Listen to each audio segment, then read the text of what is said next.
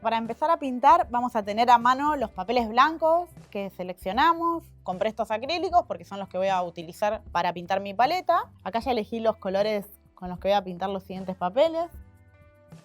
Entonces primero voy a cubrir entonces. Acá se me manchó con azul, a mí no me molesta, no me importa.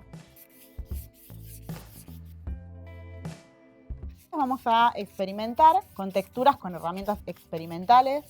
Por ejemplo, tengo esta, que es una caja de remedios a la que le pegué fósforos y la uso a manera de sello.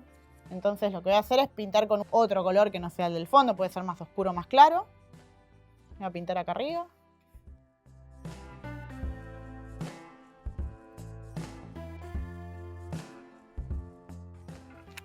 Otro truco que puede funcionar acá es agregar un segundo color, algo que esté dentro de nuestra paleta.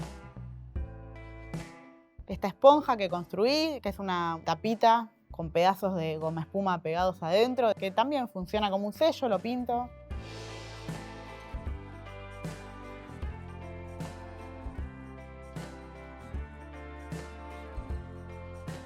Otra posible herramienta es un peine viejo. Esto, para que funcione, lo que tenemos que hacer es poner bastante pintura. Cubrimos el color que tenemos abajo. Y con el peine hacemos un dibujo arriba, lo peinamos. Esto es probar, jugar, hay que jugar un montón con todas las herramientas.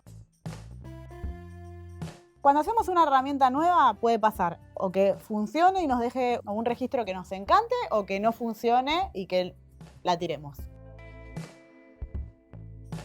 No, me gusta. Bueno, así que esto son solamente varillas atadas con una cinta de papel y nos funciona como una especie de pincel alternativo. Bueno, otra cosa que teníamos eran las telitas, cartón cuarrudado, goma eva. Voy a probar esta. Lo que vamos a hacer es también utilizarlo como un sello. ¿Sí?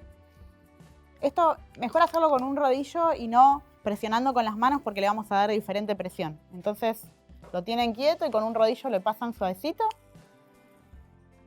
y va a quedar el dibujo este de los circulitos. Otra posibilidad que tenemos, por ejemplo, es pintar los papeles que hayamos recolectado. Por ejemplo, en este caso yo tengo un papel de diario, o por ejemplo acá tengo una guía telefónica. Cualquier papel que esté impreso y que queramos que se siga viendo el impreso de abajo, lo que tenemos que hacer es usar la pintura aguada. O sea, usamos la pintura con bastante agua. Entonces cuando pintemos se nos va a traslucir el impreso de abajo.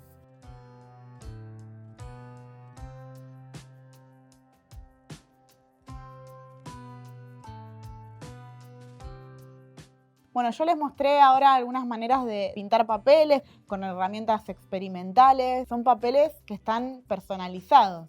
Son papeles que no se pueden conseguir en ningún lado. Nadie va a pintar un papel como lo pintamos nosotros. El papel mismo que usaron para cubrir la mesa también lo pueden usar. Probablemente sea el papel que más lindo quede.